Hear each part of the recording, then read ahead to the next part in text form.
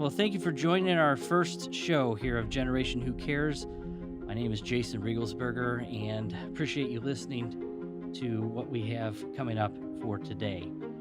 Our first guest for our first episode is the Archangels Foundation, which is a suicide prevention group that is located here in St. Louis, Missouri. And joining us today is Rick Cantor and Quienton Townsend. Thanks for joining us. You're welcome. Absolutely. I It's a appreciate, pleasure. yeah, I appreciate you guys coming out. And just so that we can start the show off with the important information right away, can you just give us how somebody could reach you and what kind of email address or website that you have so that they can go ahead and contact you? Yeah, absolutely. So we definitely have our website, and that's archangelsfoundation.org. You can also find us on social media, Archangels, Facebook, along with Instagram. And my personal, or not personal, but my email is Q Townsend, and that's TOWNSEND at archangelsfoundation.org. Perfect. And Rick, I know that you've been very instrumental in this whole foundation and getting it together. Is there any other way in which you could get information out to people, or is it the best way is to go through the website and the email in order to contact you? I think the best bet is to go to our website, Okay. as you recommended, and then through Quentin. Okay. Quentin's really the day-to-day guy that would be able to provide information to individuals that called in That's or awesome. emailed. Yeah. Well, thanks again. I appreciate you guys coming out. So I just want to start with so I did a little bit of homework before I came here, just so I had something to talk about to start things off. So I have information that was from the CDC. Not that I believe it's 100% true or not, but from 2000 in the year 2022, they have that 49,000 people died from suicide. 1.6 million attempted suicide. And what I also thought was interesting was that 80% of suicide deaths were males. This is again from the CDC. You may have more updated information. And then I thought was strange. The last fact that they had was 85 years old and older had the highest rate of suicides in 2022. So if you look at these facts and you see these things, what are we missing that we have so many people that are going through trials, tribulations, problems, and we're not able to help these 49,000 people? What is it that we're missing that we could potentially talk about today that would allow for us to, you know, tell people you don't need to do this. This is not the way out. This is not what we need here in our society because it impacts so many people. So, what are we missing, and what can we do to at least start the process and getting people to not go in this direction?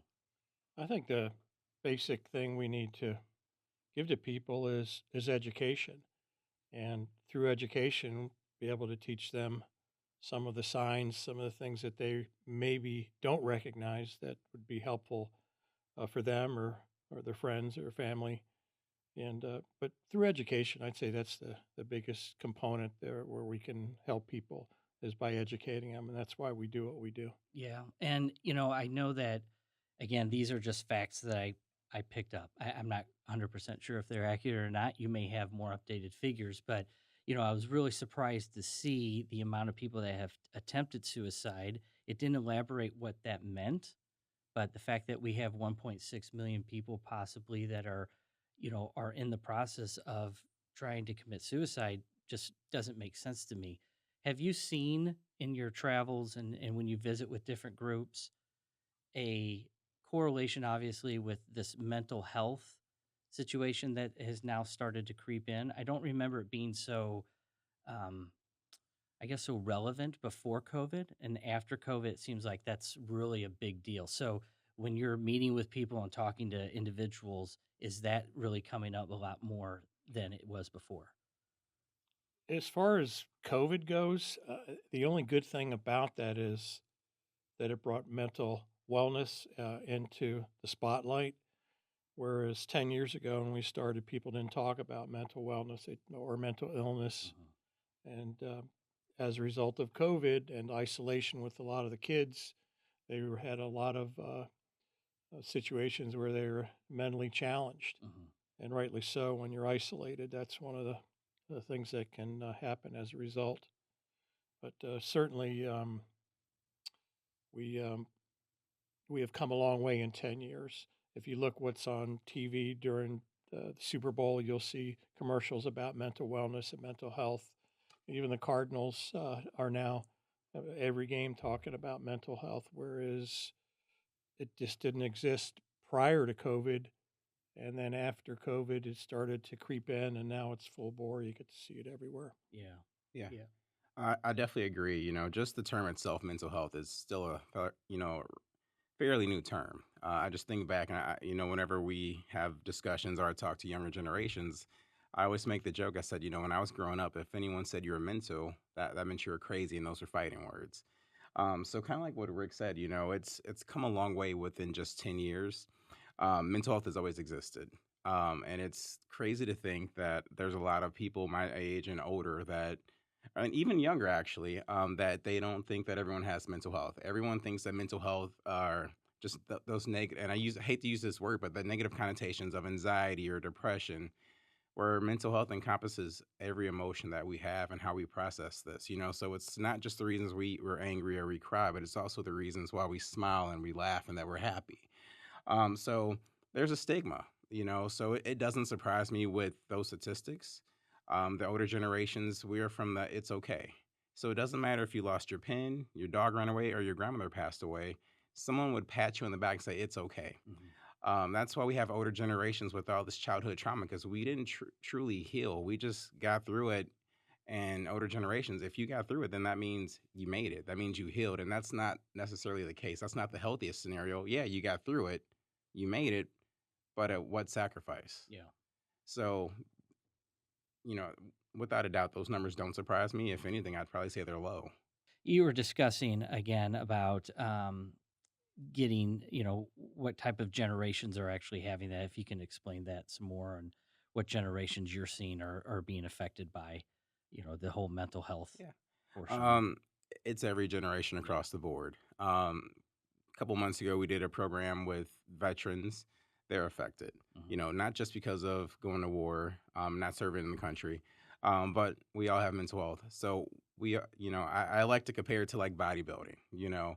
Doesn't matter, how you feel about bodybuilding, but that person worked hard. It's not like, hey, they got that six pack and then boom, give me that bag of Doritos. No, you have to maintain. And so that's what people have to understand about mental health. It is that you have to work to have healthy mental health. You're just not necessarily given happiness. You have to work for those things. You have to have healthy practices, healthy skills, healthy coping skills. And so it affects every generation. With the rise and the constant development of social media, it hits everyone, especially the younger generations, a lot harder because you compare yourself to these things that you see on social Yeah. media. Hey, how come my body's not perfect? How come, my skin's not smooth like this person's? How come I don't have this great hair and my hair's all over the place and they don't have one single hair out of place? So it's that constant, you compare yourself, or this is what society says, this is what's beautiful, this is what it means to be handsome. This is what it means for, a great body. And so you look at that and post after post, picture after picture, it's definitely going to take its toll on you. Yeah. It sits something deep inside the subconscious. We're all affected by it. It tells me that I should be married as an adult by this age. I should have 2.5 kids. I should make X amount of money. I should have a vacation in Fiji where I can see the ocean beneath me with the glass floor. So this is what social media shows us. It has a way of showing us everything that we're not, but what society tells us we should be. Yeah. So it definitely takes a toll across the board for all generations. And it's funny because when we talk to the young lives, they don't necessarily see that. And they go, oh, I've never been influenced. I've never been affected. I'm like, the clothes you wear, the Hmm. music you listen to. Why do we think we call social media people influencers? Because that's their job, to influence people, to get people to follow, to get people to like things Yeah. or to not like things on the other side. So it goes across every generation. The difference is that older generations just didn't have that outlet because we were taught just to keep going. There's a lot of cultural differences. There's a lot of gender differences. They look and say, "Hey, men, boys, we don't cry. That's for girls." And so, as a man, you learn to suck that up and you just keep going. Older generations, you just keep going. Yeah. Is it the healthy way? No, but in their mind, if you were able to keep going, if you're able to produce something, get up to go to work, provide for your family, then that means hey, you're doing well, and that's not necessarily the case. You're just surviving. You're not living. Yeah, and I think most people don't realize. Again, you made a great point about men. Men just don't. They're supposed to be tough, masculine, and in charge of everything. But there's a lot of men I think that struggle that just don't say anything because it looks like it's weak. It looks like that they're not in charge, and next thing they're unable to function, and that's when I think there becomes a downward spiral. So yeah, that makes a lot of sense. And again, these facts that I have, you know, um, it's just kind of devastating when I was reading the whole thing because I thought, man, that's a lot. Rick, I know that you started the foundation, and it was because of your daughter. Can you elaborate and give us a little bit of the background of your daughter and how you came to start the foundation because of her? Avery, excuse me, Avery started struggling when she was about 17.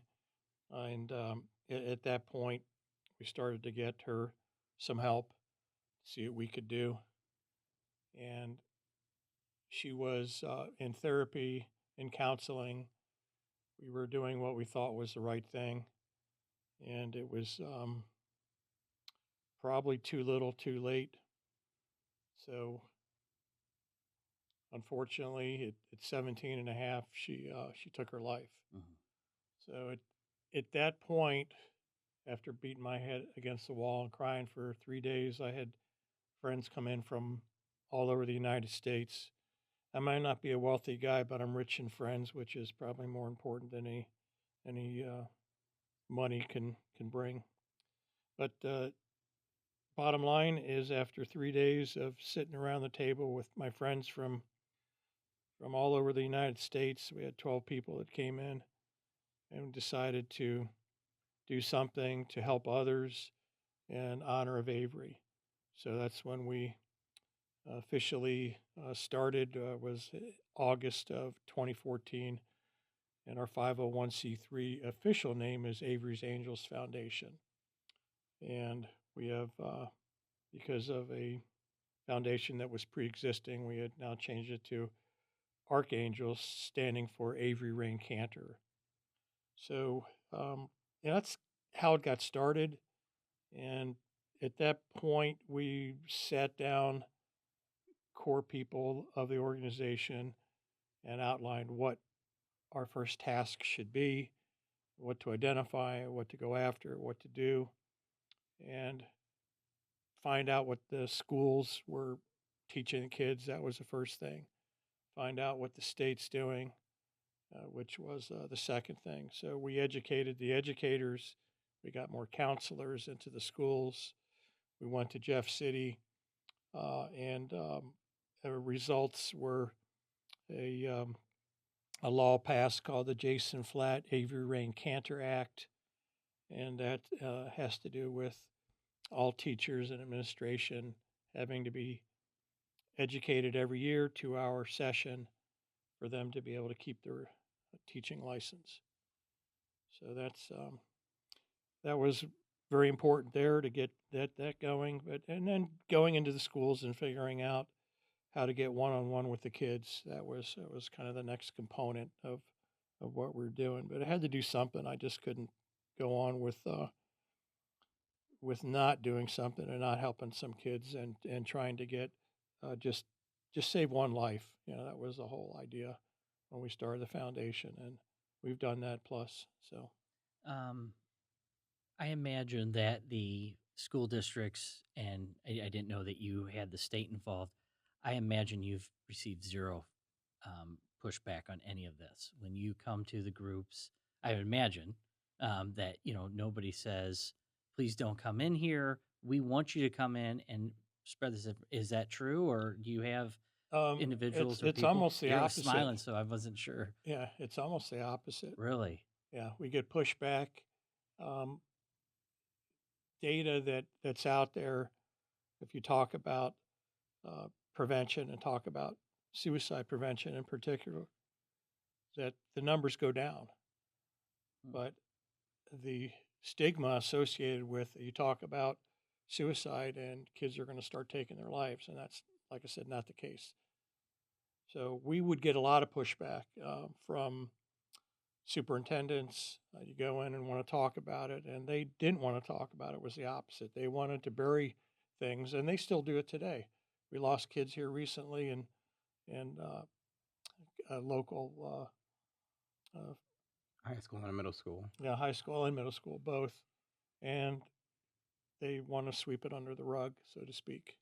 What do you think the reasoning is for that? I know you said because when you bring it up, then it may spark that thought process, but that to me doesn't make any sense because you have kids that are probably struggling that need to hear what you're saying, that this is not, what needs to be, this is not the outlet for you.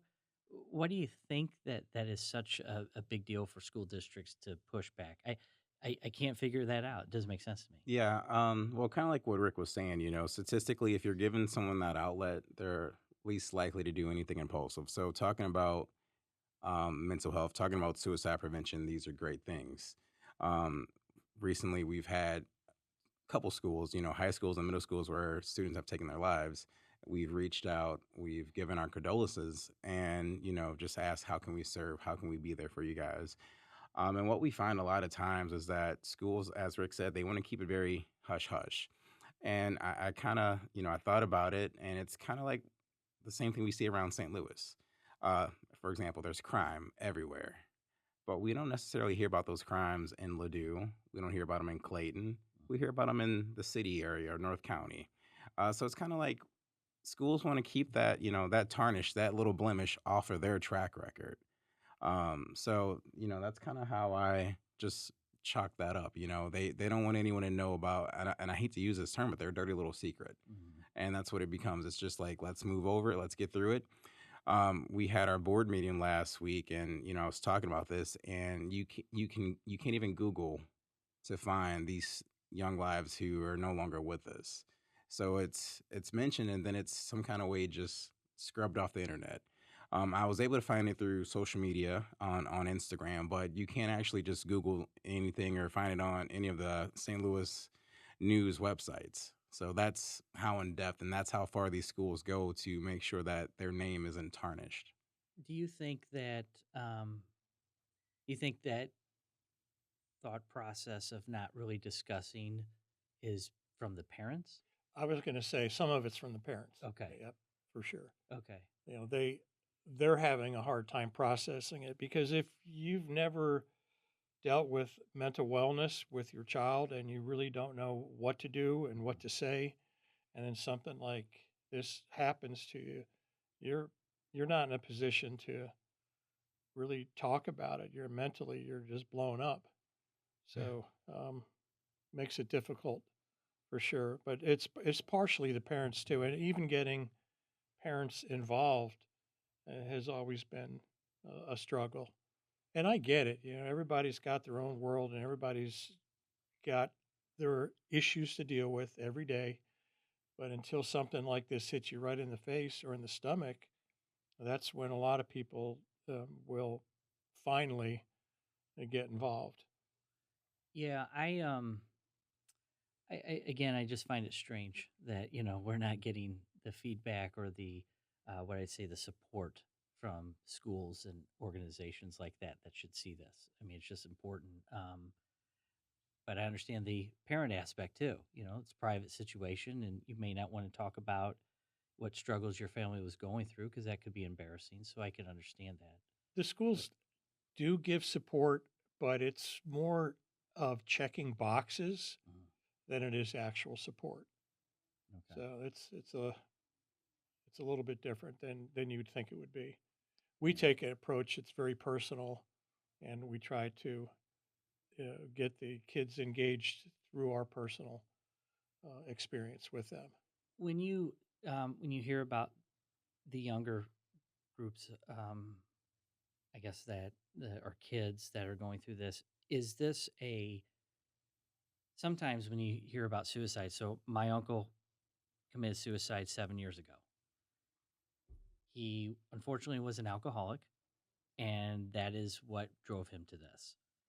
Um, are you seeing that it's a substance thing, or is there a you mentioned social media? I'm not like what they're doing on TikTok, so therefore I'm not as cool. I mean, what are we seeing as the examples or the reasoning for some of these kids to go through this? There's a lot of stressors. Social media certainly is one of them. Bullying is another. Um, and then drugs, of course. That was one thing. Unfortunately, Avery um, was drinking, and and was on some medication, and they didn't mix well. Mhm. So, in a lot of cases, I think there's a lot of different reasons. Sometimes we don't know all the reasons, but in in most cases, we can at least track it down or have an idea once we get some of the onions peeled back, and we can Yeah. take a closer look. Yeah. And I always think there's an underlying issue of some type of chemical imbalance, if that's depression, or if that's anxiety. I forget the statistics, but anxiety is the leading mental health condition. So there's always some kind of struggle. There's always some kind of suffering going on. And unfortunately, what I found a lot, I was in healthcare prior to this, but with the advancements of technology and with social media, the younger generations they lose the ability for coping because everything is instant gratification.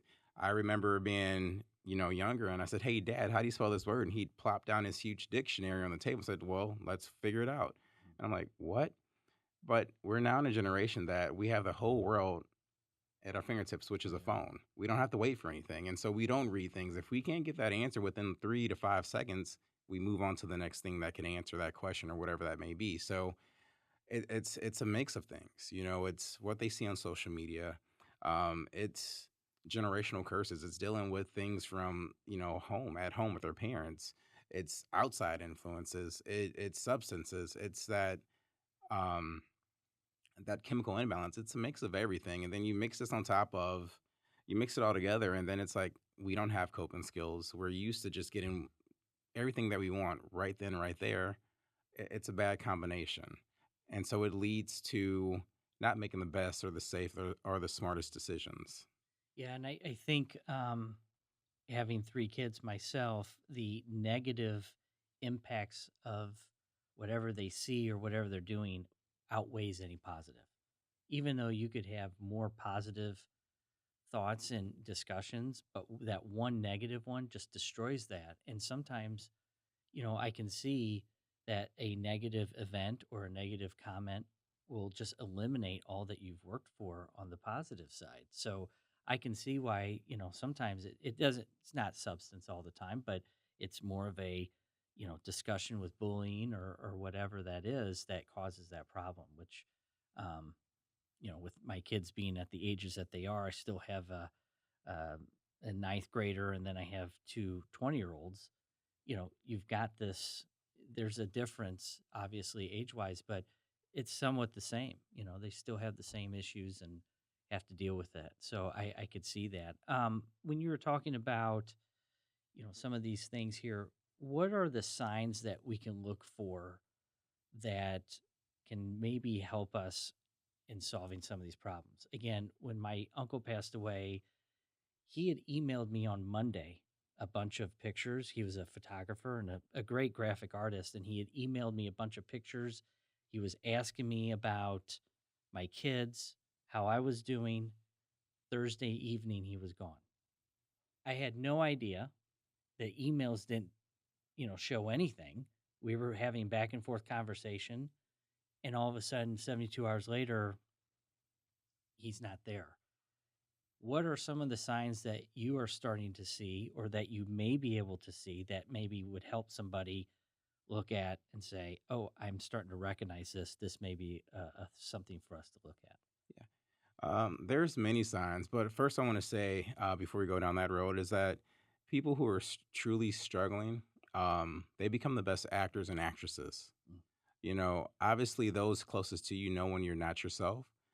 So when you're truly struggling, when you may have a plan in place, you don't want anyone to necessarily know. So you could win an Oscar with your acting.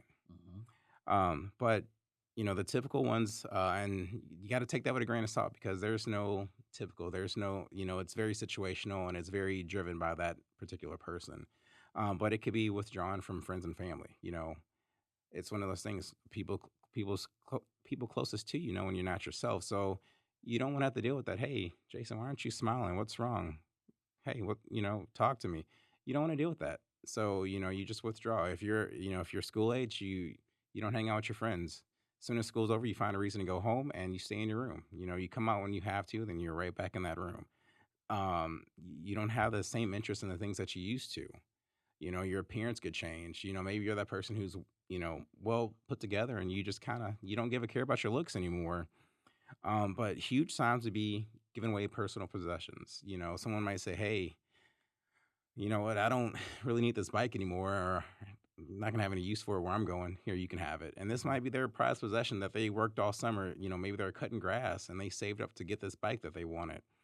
Um, Other things would be if you hear someone joking or talking about hurting themselves. Those, and I tell young lives all the time, you can't take that lightly. If you hear someone, call them out because statistics have shown us that if they're able to talk about it, they're less likely to do it. But there's the the signs. It's an endless list. Every day we can add to it. Um, so it's, withdrawn from friends and family. It's giving away possessions. It's talking about death or killing yourself. It's making those jokes or saying things like, "Hey, you know what? You guys would probably be better if I wasn't here, or this would be better if I wasn't here." Um, Feeling sorry for yourself, feeling hopeless.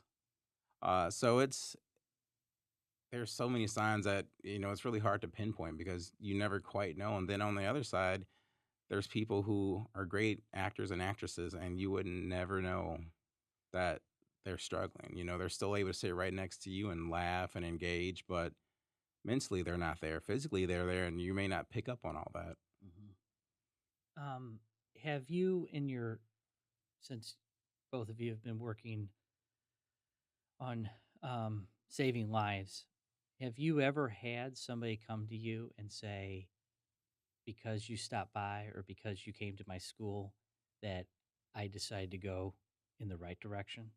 And if you have, what has been the ages? Because I imagine it's not just kids. You impact other people. Do you guys go to like veteran homes and things like that and meet with veterans and older people, maybe even in nursing homes? So we're geared towards youth. But in the last 6 months to a year, we've branched out and we've developed adult programs, Okay. and we've also done some work with veterans. We have parent programs. We're developing new programs as we speak, which is a trusted adult program and a transitioning program for students once they're outside of high school. Um, I forgot your original question. I forgot. Yeah. Well, I kind of kept going, but it was more like, what has been the feedback from actual Oh, students or individuals that have come to you and said, "You have saved my life. I so much appreciate that." so we've gotten that recently. Someone reached out to Rick and they shared a story of a student who they were contemplating. They had a plan. They went to the park. They were gonna um, implement this plan. And then they thought back to the previous year when we came and we presented at their school. And so they called for help and they got the help they needed. And they shared that with the school counselor, which then shared it with Rick. So it's those moments that we know that without a doubt, you know, the work is there and that we're doing the right thing. You don't always get to see that with everything. You don't always get to see the fruits of your labor. But with this, you know, as Rick said, if we've saved one life, then we've saved a world. Absolutely. Yeah. And we have a lot of students who come up at the end and they want to share their personal stories. They want to, and they thank us. or they wish that we could have come sooner so that they did realize. There's a lot of times that students don't even realize that they're struggling with their mental health because this is just how it's always been and they didn't know.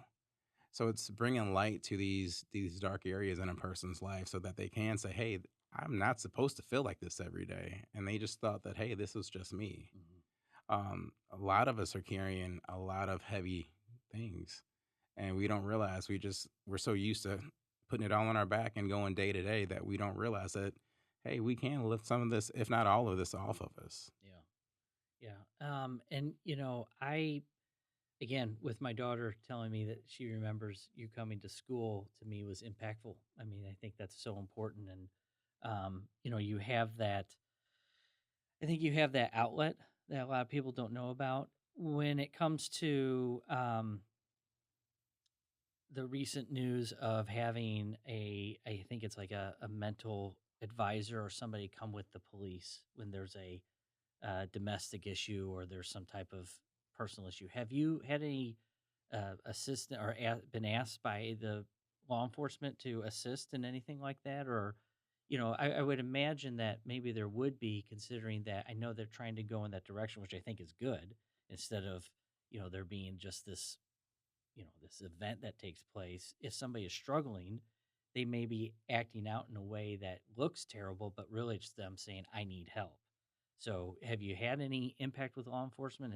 Have they, or have you wanted to team up with them and say, "Hey, we can help in any way"? As of now, we haven't done any work Okay. with law enforcement. As far as the future, we would love to partner with any like-minded organizations or individuals. It takes, I said this, and it takes a village to raise a child, but to save a life, it takes everyone. Yeah. So it's not just one person. It's me, it's you, it's Rick, it's everyone that's out there. Yeah. So we would love to the opportunity to partner and provide services with other like-minded organizations without a doubt. Yeah. And Rick, when you look back at the last, what is it, 10 years? Yep, 10 Okay, years. back 10 years, what has been, um, what have you learned? And at the same time, do you feel as if your impact of meeting with kids and even adults now is really making a difference? I mean, do you feel as if what I'm doing was the right thing and every moment that I spend with an individual or a school or any organization, it is 100% what I'm supposed to be doing?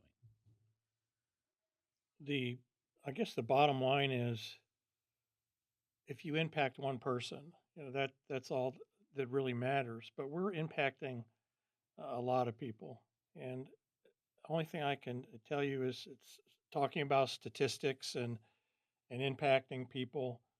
Uh, Second leading cause of death in our state from the ages of 10 years old to 24 years old is suicide.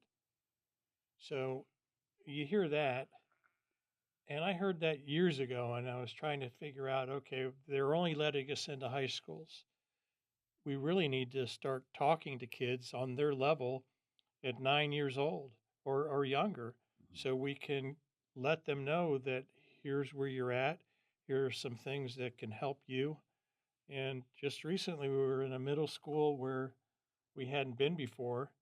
And I think the percentage of kids that needed help was over 20%. 24%. So almost a fourth of their student body needed help with their mental health. And that's a result of us going in there and presenting. Yeah. And at the end of every presentation, we give them the opportunity to comment on it. And one of the questions on our exit strategy is, do you need help? And when these kids say yes, then we do our best to get them help. So it's just a direct question. Yeah. It's, yeah, go ahead. I was Yeah. just going to say, it's just so simple, Yeah, you so know? what we do, we pass out a little card, and it Yeah. just simply the student puts their name, and it just says, "Do you know someone who's struggling with their mental health, and you need to talk to someone?" And you just circle yes. A lot of times, students don't even realize that they're struggling until they see a presentation and they say, "Wow, I checked some of these Mhm. boxes. I just thought this was my life." But it gives someone a way to ask for help without verbally having to say it because it's hard to say certain things out loud. Yeah. So instead of saying, "Hey, I am struggling. I am not happy," you just circle yes and you put this little piece of paper in a box. And after the presentation's over, it's collected and no one knows. No one knows that, hey, you're not doing well. Yeah. When you give a presentation, can you give me a little bit of an idea of what you do? I mean, is it a 20-minute presentation? Do you have slides? Do you do a skit, or do you have a band come in? I mean, I'm just It's kind of re- curious on what you guys do to get the attention of everybody. well, it really depends on the audience first, the age, Yeah. and then we make it age appropriate. And then um, it really, Quentin, I think I'll let you answer. You'll probably answer better than I, but it's really age appropriate. The information that's provided, we do a lot of visual stuff too at the older ages. Adult presentation or high school presentations definitely go into more of the statistical and real information versus general information and general trends when you're younger. Yeah. So we have programming from K through 12 for schools, and then we have our adult programming. So the unique thing is we came in and we kind of changed some things up. So we no longer call them presentations; we call them live learning experiences. Just kind of felt like presentation was a dated term like lecture, and it's someone standing at the front of the classroom talking to you. I wholeheartedly feel that anything that's changed us, especially for the better, it was an experience. We experienced that. We were a part of that, so we call them live learning experiences. They're live, you're learning, and it's an experience. So when we go to these schools or to these organizations and we have a live learning experience, first thing is to create a safe space. If you create that, that's where everyone becomes vulnerable and they open up. So I like to give and take. I can't just sit here and ask questions or have certain expectations if I'm not willing to fulfill those myself. So we talk about you know what's going on in today's world. We give them the opportunity to have peer discussions. We say, hey, what are people your age, people around your age, or maybe even you personally, what are you guys facing that's not that's affecting your mental health in not the greatest way? And it's phenomenal the things that these kids say because I couldn't imagine. I wholeheartedly and I say right now, I think in the history of human existence is the hardest time to be a young person.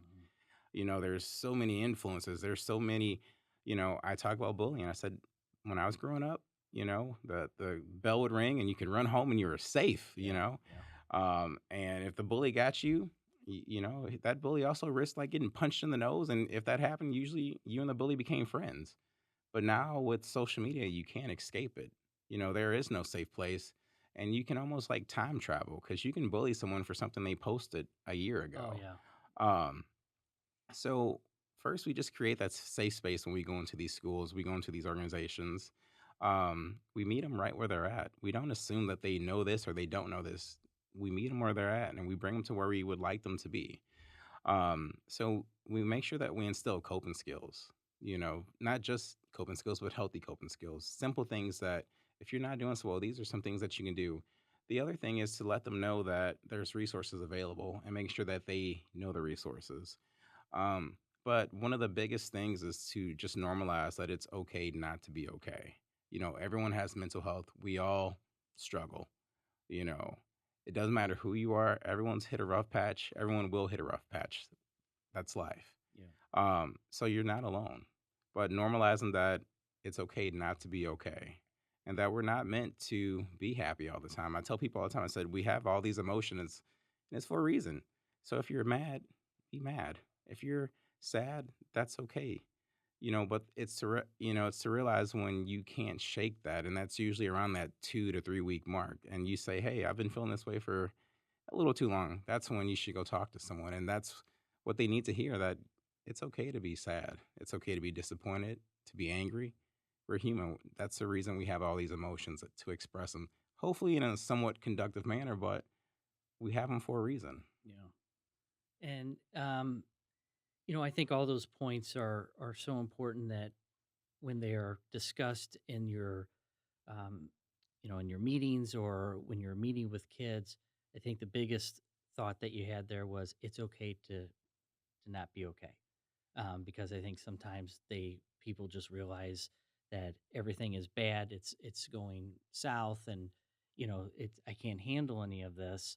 And it's very difficult for kids to understand that. Us as adults, we can kind of figure out, we can make some plans and figure it out, but kids are relying on adults, and if they're not getting that feedback or they're getting that support, that's where I think it could continue to keep sliding down. So um, it makes sense to me. I think what you're doing in your organization is, out of all the people that I've met, your organization is the best. I mean, Thank just you. doing the Thank you. research and everything that you're doing, it's to me, it's so important, and it affects everybody from every age. My uncle was in his mid 50s, and so I would have never thought, but that's what happened. And at that age, it's a huge shock.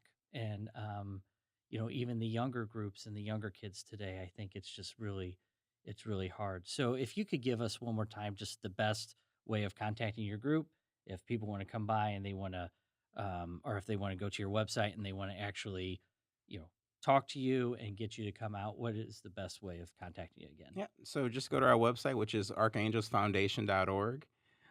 You can also, oh no, also, but please follow us on social media. We're on Facebook, we're on Instagram.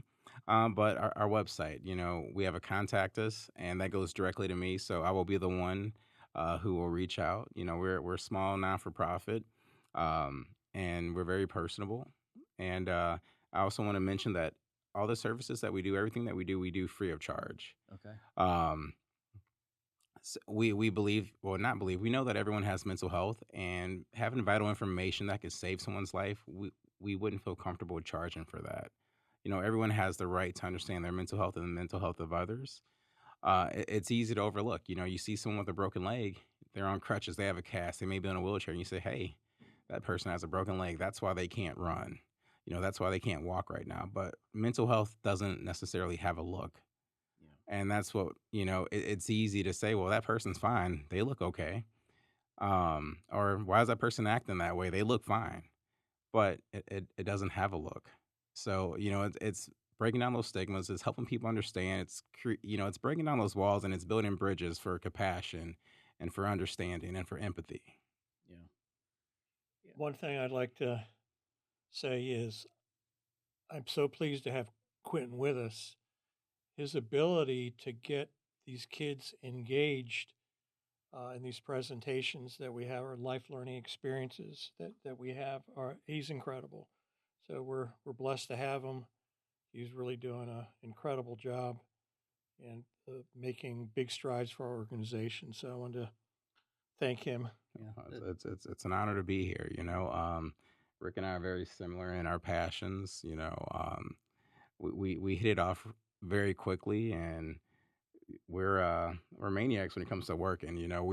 I don't think we ever have an off switch. I'll email Rick at midnight, and next thing I know, it's 3 in the morning. We've been on the phone for this entire Yeah. time working on something. So it's a great relationship that we have. That's awesome. And, leadership is so important today. And to have a good leader to run this organization is exactly what you need. Well, Rick, Quentin, I appreciate your time coming in today. We'll just keep following up with you guys, and maybe we'll have a follow up episode soon, and you guys can tell us how things are going. And we can go Absolutely. from there. Well, thanks for joining us today. Yeah. Thank you, Appreciate it. Jason. Yeah, thank you for this All right. opportunity. Thank you. All righty.